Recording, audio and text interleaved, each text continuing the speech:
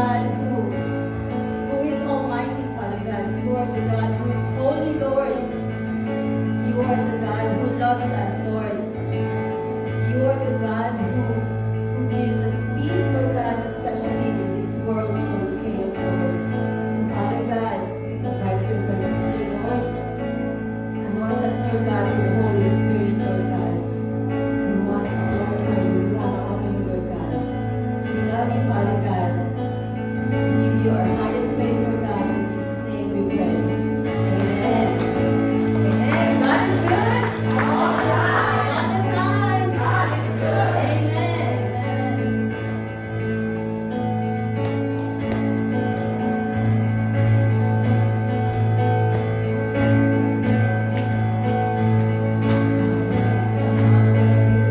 Hallelujah. In the presence of my enemies.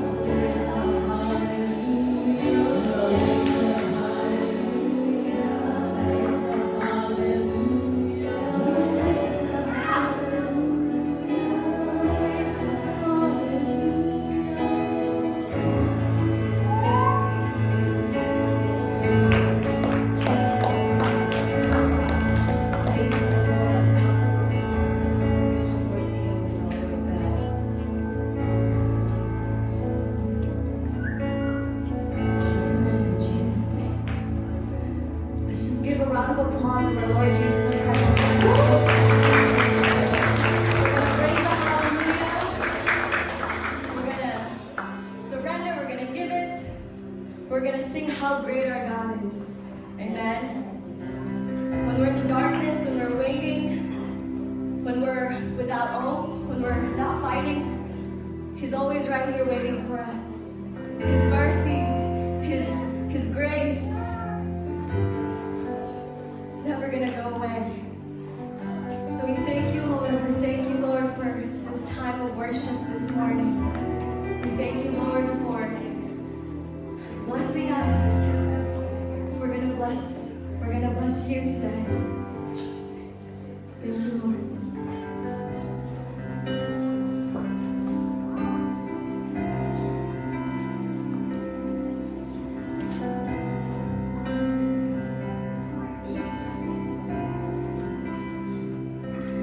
In the darkness, we were waiting, without hope, without light. Till from heaven you came running. There was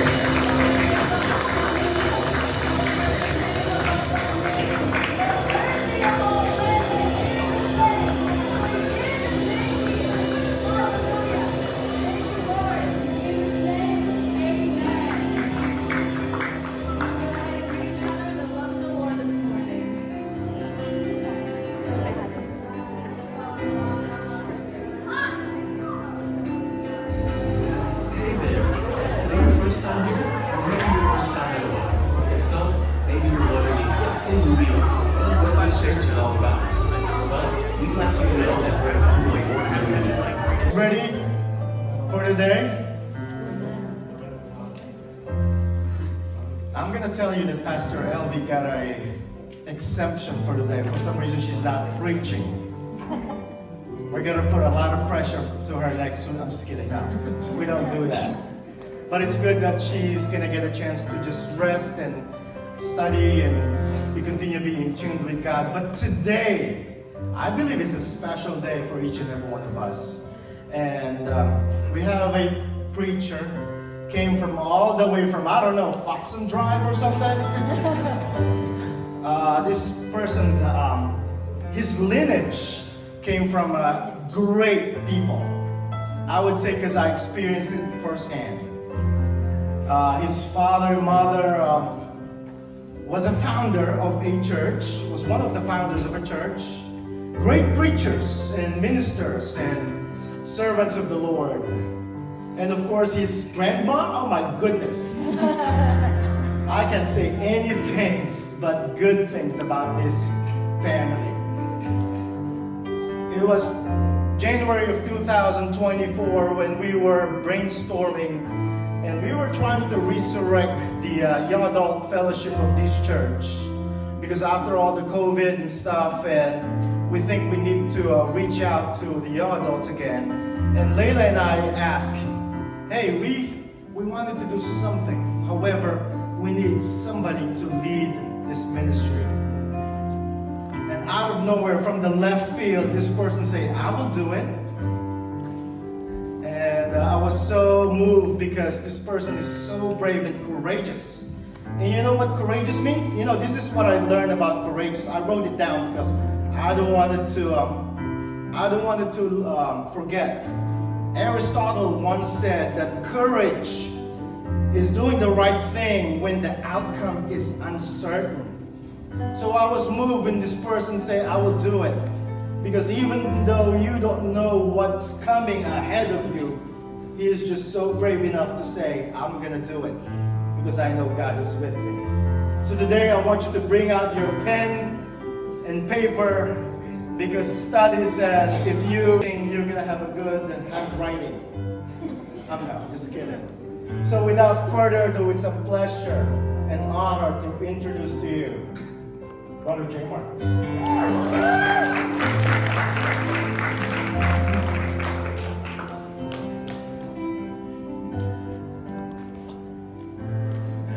morning, church. How is everyone's Thanksgiving? Good? And my Thanksgiving was great. Got to spend time with family. My sister was in town, so I got to spend time with her.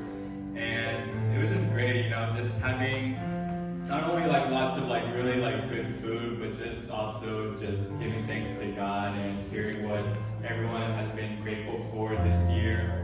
And I also want to give a praise report for our Friendsgiving too. You know, actually leading up to the Friendsgiving, I wasn't sure if we were gonna have, you know, the same amount of people that we did last year, because last year we had about like, I would say 15 people. It was a good number. But the reason why I had some doubt that we were gonna have less people is I made a spreadsheet for like, you know, what people were going to bring for food, you know, just so that no one's bringing the same thing. And it was like 2 days before the actual Friendsgiving, and it was only just me and Michelle. So like, yeah, I was like, okay, we're gonna have a small number. It's all right, you know, like we're still gonna give thanks, you know. But then the day before, there was like 12 people like that started putting their names down. So yeah, and this Friendsgiving, it was a lot different than what we did last year.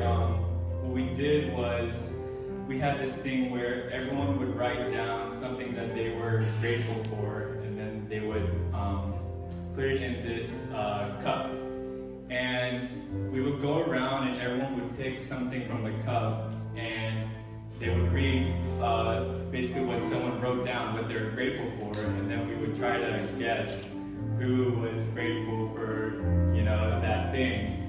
And we got to hear what everyone was grateful for, and just seeing everyone's like perspective on things, it really like opened my eyes too, because you take things for granted, and seeing what everyone was just so thankful for it. It was really like a blessing, and I praise God for the YAF. I also want to give a praise report for that house worship too that we had. It was really a blessing just to worship with our fellow church family, and that's not going to be the last one. We're going to have another one in the future, so stay tuned for that. If you weren't able to make it to the last one, I encourage you to make it to the next one, because it's really great. And of course, I'm grateful for this church, and this church has been such a blessing, and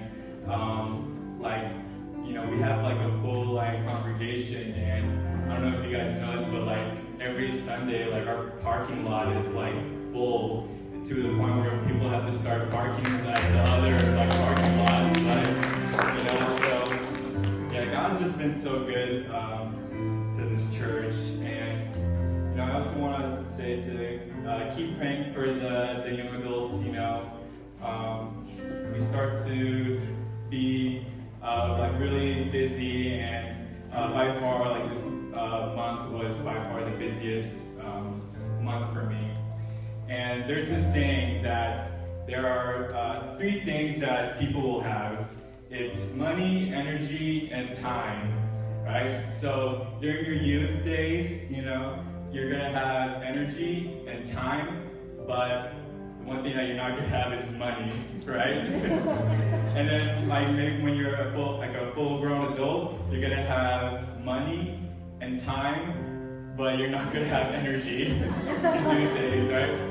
And the young adults, we're gonna have energy, we're gonna have money, but we're not gonna have time to do a lot of things that we want to do. So yeah, even though November was the busiest month for me, even October too, there was just so many things going on, and I had to sacrifice a lot. But I found myself really abiding in God a lot more than I have any other month. This month really took a lot out of me. I did experience some anxiety attacks, but in the end, it was really worth it. It was worth all the time and energy that I put into the work, because it was all for God. Everything that I was doing, I just really wanted to just give it to God, because that was my way of worshiping Him. So anything that you do for God, it's not going to go wasted. You can be doing other things that could be, more productive and beneficial. But if you dedicate your time, your energy, your resources, your gifts to something that glorifies God, it's not going to go wasted. So God will use whatever you give Him. You just need to obey, read His Word, and follow Him. Amen? So this morning, as Kuya Eric and Pastor Elby said, this is the start of our Advent season. So to some people, that means it's time to start getting those Advent calendars. You guys know what I'm talking about, right? There's a lot at the stores, and it's really interesting. Because there's an Advent calendar that I saw at Barnes and Nobles. It was like a Harry Potter Advent calendar. Yeah, they're just making all kinds of Advent calendars nowadays. But what does Advent really mean? And is it just something to just count down the days leading up to Christmas? So, if you don't know what Advent is, it comes from the Latin word Adventus, which means arrival or coming. So what is coming exactly? Is it Santa Claus? Or is it, presents? or rather, who is arriving? And of course, we all know that's Jesus, right? So Advent season is a 4-week season of celebration and anticipation of the birth of Jesus. And each week, we're going to highlight a particular theme to help us prepare and remind us of what's to come. All right, so be here for the next 4 Sundays. This Sunday, we are going to learn about the theme of hope. So I'm going to light this candle here.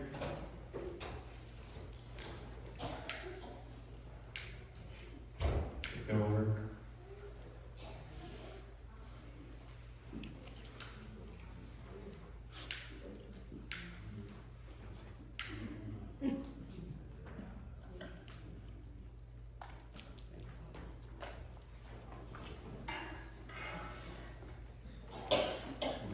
So let's pray. For God, we thank you for this day you have given to us, dear God, Lord. God, we are just truly grateful, Lord God, Lord, to be here in your midst, Lord God, Lord. And God, no matter what we have done, Lord God, Lord, God, you are just always going to be there, Lord God, Lord, with wide open arms, Lord God, Lord. And God, I just pray that you would just continue to be in us, Lord God, Lord. Continue to let your light shine on us, Lord God, so that we can spread your light to others, Lord God. And I just pray that you will be with us this morning. Give me the words to say, Lord God, from your word. And God, I just thank you for this day. In Jesus' name, amen. Amen. All right, so what are some things that you guys are hopeful nowadays? Are you guys hopeful that maybe your favorite football team will win the Super Bowl this year? I don't know about the Chargers. The Chargers don't have an offensive line right now. So Justin Herbert's like getting really wrecked out there. Maybe you are hopeful that your investments, or if you have crypto, that it's going to soar in price, maybe, perhaps. Maybe you're even hoping that my sermon's gonna end before 11:30. Maybe you're hoping for a better job, or even better relationships, and just in general, a better future. But that kind of hope is based on things that may or may not happen. And when things do not go as we hope, we can get disappointed. And then our faith and hope becomes smaller and smaller. But God has called us to have a different kind of hope. A hope that doesn't just assume things will get better soon. A hope that doesn't assume that there will be no more pain, no more stress, anxiety. God wants us to have a different kind of hope. A hope that is rooted in something that never changes. A hope that will face darkness with courage. A hope in the one that knows our future. A hope that will patiently wait for Jesus' return. And a hope that trusts God's promises for us will come to pass. So this morning I'm going to title my message, Hope in the blank. So we're going to find out what is going to be in that blank later. But we are going to be reading from the book of Daniel. And I'm sure some of you are familiar with this story that we're going to be reading. So first I'm going to summarize the first 2 chapters for you guys. Daniel's 1 to 2, it talks about a king in Babylon named King Nebuchadnezzar, who orders several young men to be trained to serve under his administration. So after several men were trained under King Nebuchadnezzar, only 4 gained his attention. And these 4 people were Daniel, Shadrach, Meshach, and Abednego. So these 4 young men, they gained the king's favor and were promoted to high positions in the king's court. So what set these 4 young men apart from the others? It was their faith in God. Because from the very beginning, they were fully devoted to God and obeyed his commandments. And in Daniel 1:17, it reads, God gave these 4 young men an unusual aptitude for understanding every aspect of literature and wisdom. So because they were devoted to God and followed his commandments, God blessed them greatly, and they gained favor in King Nebuchadnezzar's eyes, and they gained positions in his court because of their wisdom and judgment. So we are going to start in Daniel 3:1-7. That was pretty small, but I hope you guys could read that. All right, I'll read it out loud. King Nebuchadnezzar made a gold statue 90 feet tall and 9 feet wide and set it up on the plain of Dura in the province of Babylon. Then he sent messages to the high officers, officials, governors, advisors, treasurers, judges, magistrates, and all the provincial officials to come to the dedication of the statue he had set up. So all these officials came and stood before the statue King Nebuchadnezzar had set up. Then a herald shouted out, "People of all races and nations and languages, listen to the king's command. When you hear the sound of the horn, flute, zither, lyre, harp, pipes, and other musical instruments, bow to the ground to worship King Nebuchadnezzar's gold statue. Anyone who refuses to obey will immediately be thrown into a blazing furnace." So at the sound of the musical instruments, all the people, whatever their race or nation or language, bowed to the ground and worshiped the gold statue that King Nebuchadnezzar had set up. So King Nebuchadnezzar orders this gold statue to be built and set up in the province of Babylon. And then he orders all the people of Babylon to bow down and worship the gold statue. And then if you read in verse 6, it says, anyone who refuses to obey will immediately be thrown into a blazing furnace. So can you imagine living in Babylon at the time and hearing that decree? How would you react? Think about what you would do if you were in those times and you heard that if you didn't worship the gold statue, that you're going to be thrown into a furnace, right? So what did these 4 young men do? And Daniel 3:8-12 says, "But some of the astrologers went to the king and informed on the Jews. They said to King Nebuchadnezzar, 'Long live the king. You issued a decree requiring all the people to bow down and worship the gold statue when they hear the sound of the horn, flute, zither, lyre, harp, pipes, and other musical instruments. That decree also states that those who refuse to obey must be thrown into a blazing furnace. But there are some Jews, Shadrach, Meshach, and Abednego, whom you have put in charge of the province of Babylon. They pay no attention to you, your majesty. They refuse to serve your gods and do not worship the gold statue you have set up.'" So Shadrach, Meshach, and Abednego, they refused to worship the gold statue. And this is my favorite part. In verse 12, it says, "But there are some Jews, Shadrach, Meshach, and Abednego, whom you have put in charge of the province of Babylon. They pay no attention to you." So not only do they refuse to worship the gold statue, they don't even pay attention to their king, King Nebuchadnezzar.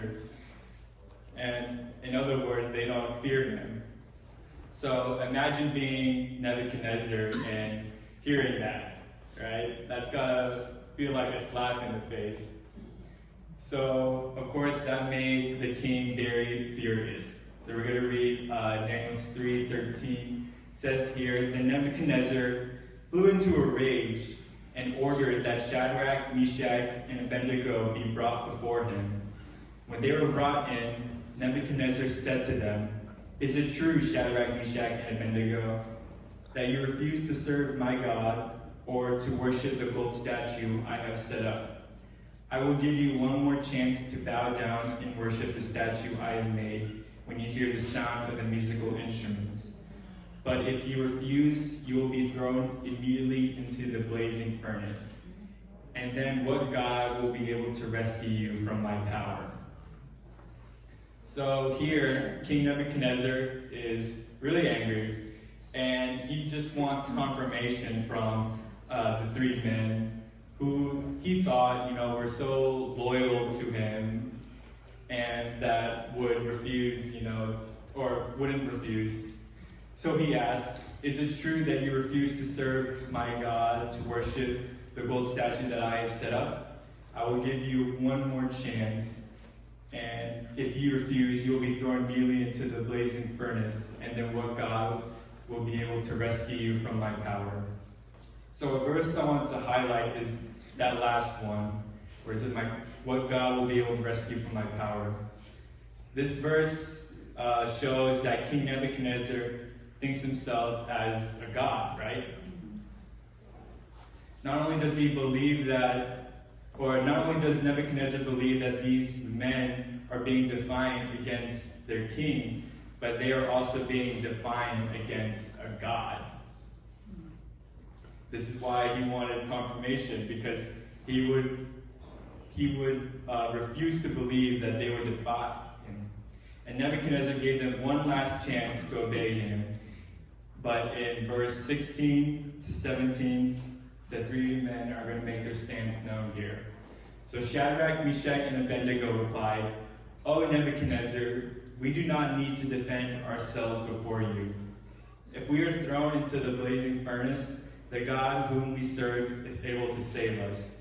He will rescue us from your power, your majesty. But even if he doesn't, we want to make it clear to you, your majesty, that we will never serve your gods or worship the gold statue you have set up. So in the previous responses from them, that felt like a slap in the face to King Nebuchadnezzar. Imagine what verse 18 has got to feel like. It says here, even if he does it, we want to make it clear to you, your majesty, we will never serve your God or worship the gold statue. That's got to feel like a punch in the stomach now, right? The courage to say that in front of their king. Here, Shadrach, Meshach, and Abednego believed God would save them, but their faith and convictions were so strong that even if God didn't save them, they were willing to die for their faith. When I read this, I legit got goosebumps. And even though I already knew the story, it's something that I read growing up when I was in elementary school. Reading the chapters again, word for word, it really revealed things that I completely missed. And it's like when you're watching that movie or show, and even though you already seen it, you just wanted to watch it over and over again. It's like something that you really enjoy, like Avengers Endgame, for instance. It's something that I watch all the time. And when you watch it again, you notice references and even some callbacks or dialogues you missed the first time, right? So it's kind of like that. And this is why it's important, that we read our Bible over and over again, even if we have read the same passages already, because as you grow older, as you grow more mature, you become more knowledgeable, right? And God will reveal more truths to you when you read His Word. So Shadrach, Meshach, and Abednego fully believed and worshiped God, and in these verses, it revealed their faith was never in doubt. They faced so much pressure to compromise and to conform. Pressure from the king, pressure from all the government officials, even pressure from all the the musical instruments. There was about 7, right?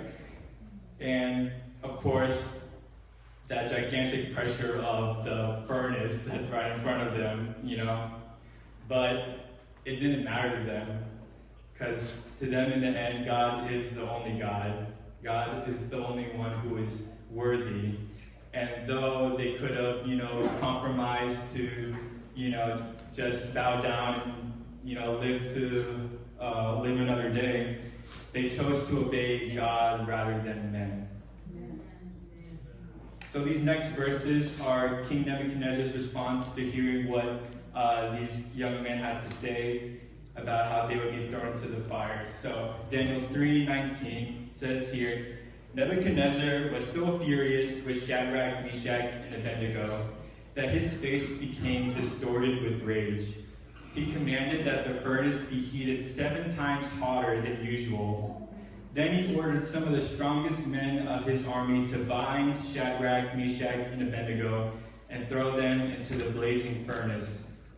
So they tied them up and they threw them into the furnace, fully dressed in their pants, turbans, robes, and other garments.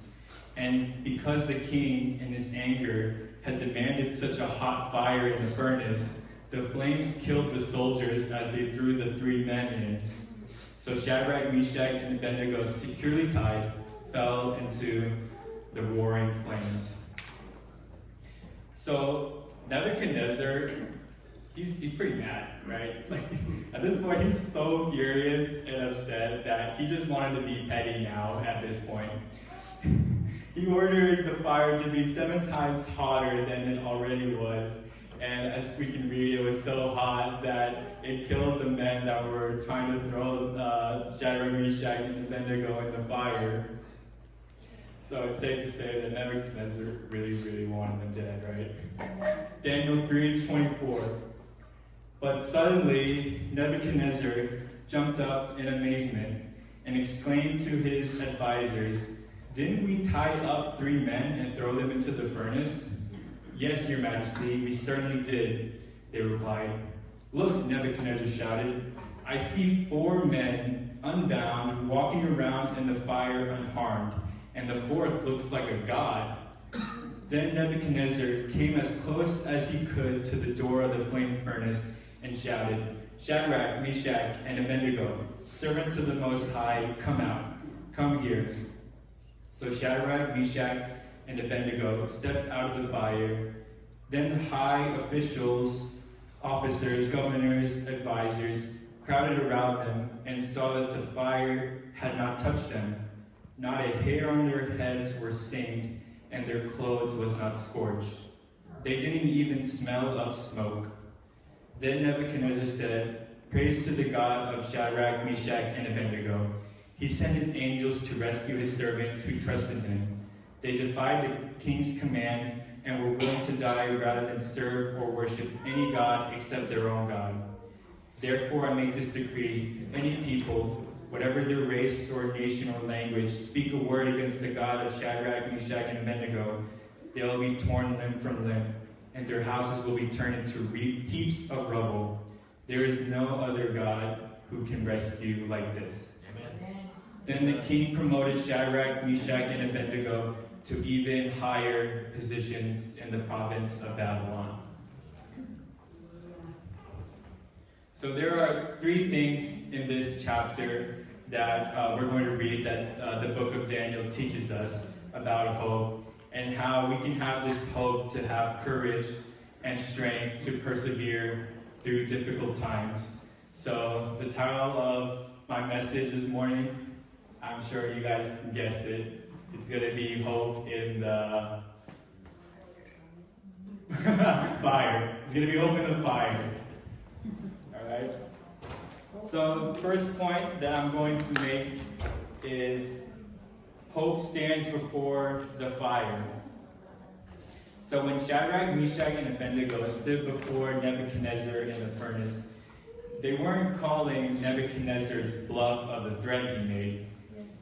They knew fully well that if they obeyed or disobeyed Nebuchadnezzar's decree, they're going to be thrown into the fire, right?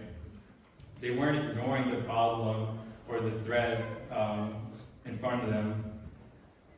Some people believe that when you follow God, that all your problems will go away, or that when you follow God that you're not going to face any hardships going forward. But that is not true. Biblical hope is not denial, rather it is the courage to face reality. Amen? It's not hope to accept present circumstances, rather it is hope that God's plan for you will prevail no matter the circumstances. In John 16:33 it says here, I have told you all this so that you may have peace in me. Here on earth you will have many trials and sorrows, but take heart because I have overcome the world. Here Jesus is speaking about everyone. Being a Christian doesn't mean your life is going to be easier. Rather, it brings hope in God to say that I'm going to face hardships. I'm going to face uncertainty. I'm going to face stress, financial hardship, etc. My problems are going to be real, but God, you are greater. While standing before the fire, hope declares God is able and God is enough. In Daniel 3:18, we read, the God whom we serve, this is Shadrach, Meshach, and Abednego talking, the God whom we serve is able to save us, but even if he doesn't. So having hope in God means to trust in God's powers and plans. God is still sovereign, he is still mighty, and we need to remind ourselves every day that no matter how big our problem is, that he's going to deliver us from the trials and tribulations. Amen? And a phrase that I want to highlight here is, even if he doesn't, or even if he does not. When Shadrach, Meshach, and Abednego said this, they weren't doubting God's ability. Rather, they recognized that God's plan might be different from theirs. God is not obligated to deliver on our terms. We may think that we know the best plan for our future, but at the end, it's his will that shall be done and not ours. Amen? God knows what's best for us, and God has greater plans than we could ever imagine. And even though it doesn't make sense, we need to have hope that in God we can trust in his infinite wisdom and that he knows what he's doing. Amen? Second point is hope walks through the fire. So faithfulness may lead into the fire, not around it. And like I mentioned before, having hope in God does not mean that your life will get easier and that your problems will go away. Rather, it guarantees that when we go through hardships, he will be there with us. So, who here likes roller coasters? People, right? Sometimes. I like riding roller coasters, but only if I'm riding with a friend or a family member. I'm not gonna ride it by myself. See, even though I like riding roller coasters, they're still, scary to me. But if I know that I have someone with me, it's gonna make it less scary. So our walk with God is the same way, We may be fearful of our circumstances or fearful of taking on new endeavors and opportunities and risks. Or perhaps we're fearful to take that leap of faith to follow Jesus wholeheartedly because we know that it's going to cost us. And, it's easier to just avoid the fire entirely, right? It's easier to just say, nah, I'm not going to ride that roller coaster, It's easier to just, avoid the fire and just do what you want to do. It's easier to set aside your faith and do what it is that will give you pleasure in this world. But in doing so, we may miss out on God's calling for us.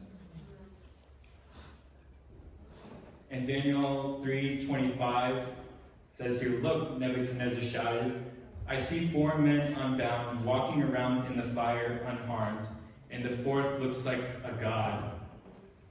So there is comfort in knowing that God is not just going to meet us at the end, but he will be there in the fire with us. Amen. we can rest assured that the peace we have with God by our side is going to prevail any fears or any doubts or circumstances that we may have while in the fire. Sometimes we feel that God may have abandoned us when everything is going wrong. Sometimes we feel like we have to do everything on our own to get out of the pit. Or perhaps maybe we feel like we are being punished by God when we're in the fire.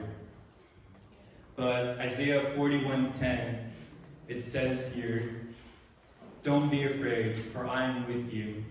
Don't be discouraged, for I am your God. I will strengthen you and help you, and I will hold you up with my victorious right hand." So when we feel like our world is on fire, when we feel so much pain and anguish, it's going to be hard to see how God is still with us. But maybe, perhaps, we're too busy looking at our present circumstances, right? Maybe we're too busy looking at the waves rather than Jesus, who is right in front of us, just like Peter, right? With Peter, Jesus called on him to walk on the water towards him. And maybe we become so fearful and doubtful that instead of looking at Jesus, who is extending his hand to us, we start looking at the waves or even the water below us and be like, oh my gosh, I'm going to start sinking. We just need to look to him. We need to depend on him. God has never abandoned us. He has never forgotten us. And he is not done with you. He just wants you to come to him and depend on him. Amen? So when we're in the furnace, when we feel like our world feels like it's on fire and everything is just going wrong, we need to ask ourselves this one question. Are we able to recognize the fourth man in the fire with us? The devil may try to use your hurt and pain to stop you from seeking God, and the devil is going to try to distract you, but we need to seek God because he has given us so many blessings, so many people that he has placed in our life to give us hope. So what has God done in your life that you can be thankful for? And we need to remember God is never far away. He's right there by our side. And when we stand before the fire, hope doesn't just stand by the fire. It also walks us through it, only this time with God by our side. Amen. Hope emerges from the fire. This is our third point. Daniel 3:26 says here, "Then Nebuchadnezzar came as close as he could to the door of the flaming furnace and shouted, 'Shadrach, Meshach, and Abednego, servants of the Most High, come out, come here.' So Shadrach, Meshach, and Abednego stepped out of the fire. Then the high officers, officials, governors, and vices crowded around them and saw that the fire had not touched them. Not a hair on their heads stained, their clothes was not scorched, and they didn't even smell of smoke." So hope doesn't just survive the fire, it emerges from it purified, renewed, and transformed. And Shadrach, Meshach, and Abednego, coming out of the fire unharmed, just reveals what God will produce after the trial.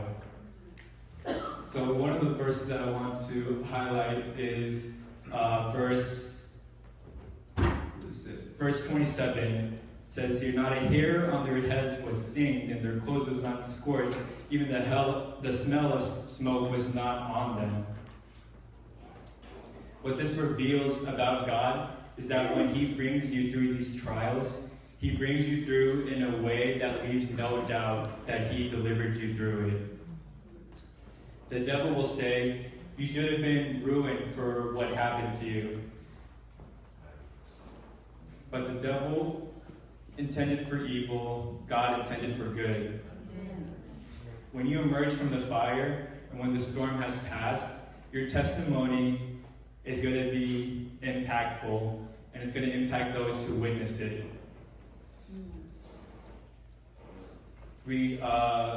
3:28. Then Nebuchadnezzar said, "Praise to the God of Shadrach, Meshach, and Abednego. He sent his angels to rescue his servants who trusted him. They defied the king's command and were willing to die rather than serve or worship any god except for their own God. There is no other God who can rescue like this." So even Nebuchadnezzar was able to see the work of God, even though he didn't follow him. The world's going to question you, why you forgave that person so greatly. Why are you not worried that you lost your job? Or why are you so cheerful even though you just went through such hardship or heartbreak? And it's because you have God by your side, right? You are not that same person you were before you knew God. You are no longer hopeless in this life. You are no longer held captive by the thoughts and depression that once chained you, amen? You no longer worship the things of this world. You have new affections now. You have hope that God has plans to prosper you, not to harm you. You have hope that you now have a profound purpose to show others that Jesus is the way, the truth, and the life. You have hope that even after death, your body is going to be renewed, and you are going to finally experience paradise in heaven with the one that created you. So when the world questions you, when the world, doubts you or just like judges you, how you are so hopeful, tell them about your journey. Tell your friends, your families, your co-workers, or even the critics, how when your world was on fire, how God brought you out of it. And this testimony might be the very first sermon that they need to hear. The people around you, they might be going through the same struggles or hardships that you may be going through. So God will use your perseverance to reveal himself to you, to others. Maybe it was another person's testimony that God used to reveal himself to you. We need to show others that Jesus is truly the way, the truth, and the life, because otherwise the world is just going to turn to the world itself for relief, right? They might turn to alcohol, to drugs, to false prophets, or any other distractions that may give them the short-term pleasure and comfort. But instead of putting their hope in God, they may put their hope in even their finances or their wealth or their jobs, right? That they believe that if they work hard, that if they work so hard, they can achieve the American dream and be happy. But we know that money and treasures of this life is not going to satisfy us, amen? So use your testimony to bring people to Jesus. Tell others how God brought you out of the fire, just like Shadrach, Meshach, and Abednego. And having hope in God will soften their hearts. So hope stands before the fire, it walks through the fire, and it emerges from the fire. And I just want to give one more illustration before we close. So, do you guys know the work of a blacksmith? Are you guys familiar with that kind of job? So, like the blacksmith, they're usually the ones that create like the tools and weapons and other hardware. So the way that the process works for them making these tools is first the blacksmith uses a forge to heat metal until it becomes red hot. So once the metal is heated, it is placed on an anvil and it's going to be shaped using a hammer or a chisel. So this shaping process involves either stretching it or bending, twisting, and hammering the material until it's in its desired form. So after shaping, the blacksmith is going to cool the metal in water in a process called quenching. It's going to pretty much put it in water so that it can harden. Sometimes the metal is reheated and cooled to reach the desired hardness. And then lastly, the metal is polished and refined. And in the same way, God is like our blacksmith, right? And we are the metal. So God has a purpose and plan for each and every one of us in order to fulfill his plan for us. He's going to put us through this process to really shape and refine us so that at the end of it, we are renewed and strengthened. Just as a blacksmith uses heat to soften the metal, God is going to use the trials that we go through to soften our hearts so that we can be shaped. Oftentimes, we can be, so stubborn or so hard-headed. We try to do things our own way because we think we know what's best for us. But God wants us to come to him and depend on him. He needs to burn away all the pride, all the worldly desires we may have so that he can finally begin his work, right? And it's not going to be a comfortable process, but God will use this moment as an opportunity to make the greatest change in your life. In the same way, a blacksmith uses a hammer to strengthen and shape the metal, as you can see in the picture there. So God will use his tools to shape you, and these tools can either be prayer, the Bible, your church. And this is when your faith begins to be really refined and your purpose is rooted. And again, this process is not meant to be comfortable.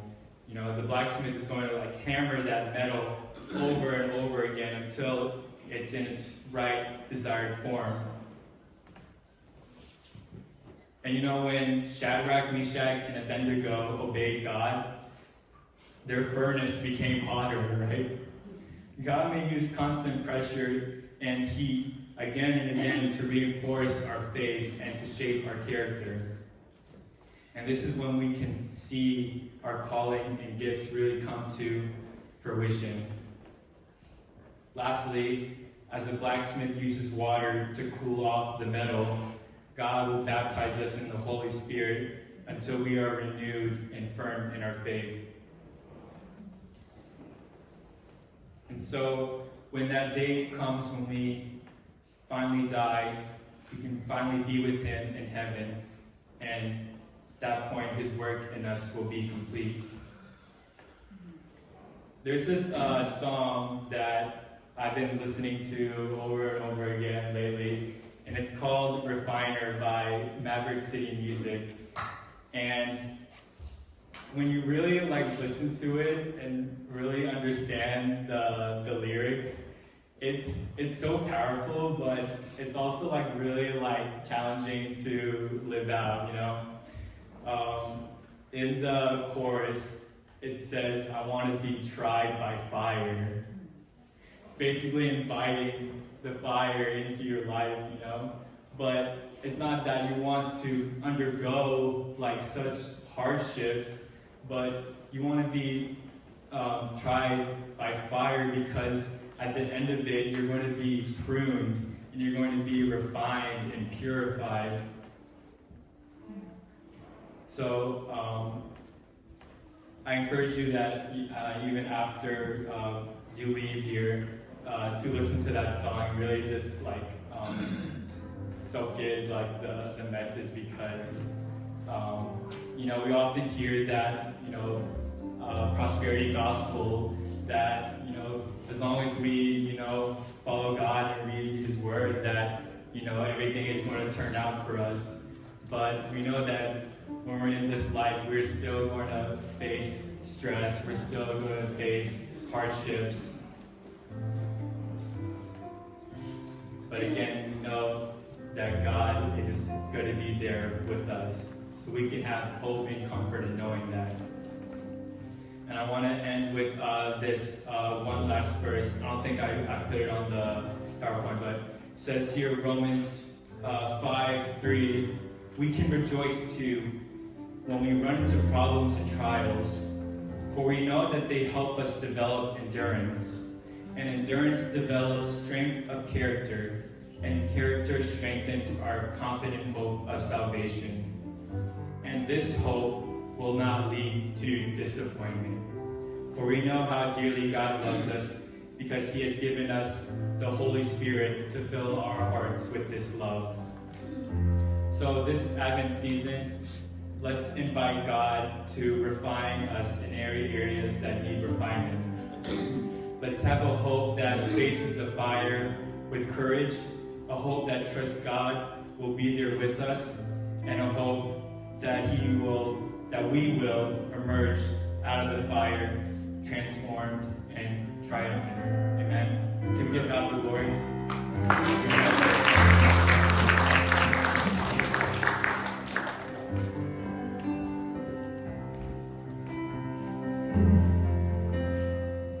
Shall we all stand? I don't know what kind of fire are you trying to extinguish in your life, you know. When you see fire, your first reaction would be to, you know, extinguish that fire, avoid that fire, try to rescue somebody. Sometimes you do things that starts your own fire, right? There are things, choices in life that we make that makes us, like, you know, be in that fiery furnace. But there are just times in our life where other people just, they're arsonists.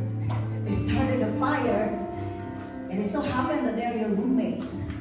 They're your workmates. They're all around you, so you can't avoid a fire, actually. You have to go through it, amen? But the good news is that we have a hope that the greatest fireman of all time, Jesus Christ, He already came. We're remembering He came here first as a baby, but no longer a baby, now He's coming again. So that those who receive that hope, accept Him as His Savior and His Lord, will once again receive that hope that eventually the greatest fireman of all time will come to our rescue. Amen? And if it's so hard right now, I don't know what kind of fire you're dealing with right now, but I'm sure single one person right now has some sort of fire, testings, trials, hardships, challenges in your life. I want to assure you that God does not only rescue us from situations, He walks with us. We don't have control sometimes with the fire that's going on in our life, but we can surely be assured that He is going to walk with us. Just like He walked with Meshach, Shadrach, and Abednego. This is the hope that we have right now. Amen? Praise God. Shall we worship God this morning? Hallelujah. Lord, we thank you, God.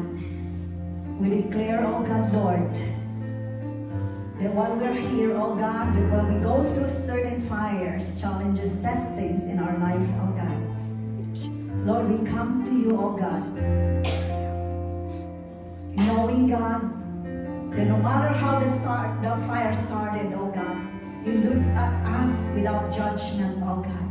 You're gonna rescue us anyway. So right now, God, I pray, oh God, for each single one of us, oh God, Lord, whatever fire, whatever things, hardships that they are in right now, I pray, God, that they will receive that hope right now in Jesus' name, that you are gonna walk with them, that you are gonna, Lord, preserve them in that fire, oh God, as they put their trust in you, Jesus. So Lord, thank you right now. We give you all glory, honor, and praise in Jesus' name. Hallelujah. This morning I want to invite our mission team. Are they still here? Just real quick. And now they have to go. We have to leave. Sister Beth, Sister Nicole, Sister Geraldine, and everyone that's going there. Let's ask God that this team will be covered by His protection and all the people that are there, our partners there, and what God has planned to accomplish today. He's gonna do it. Are there any adults who's going? Mommy will got you. Let's pray. Let's extend our hands towards them. Hallelujah. oh God, Lord, for this opportunity, oh God, Lord, to bring hope, oh God, Lord, to the people in Norfolk, oh God. We don't know what kind of fire they've been walking, oh God, Lord, been treading on. But we pray, oh God, Lord, that this team, oh God, Lord, will let them know, bring them hope, oh God. Not just warm meals, oh God, but the warmth of your love, oh God. In the name of Jesus.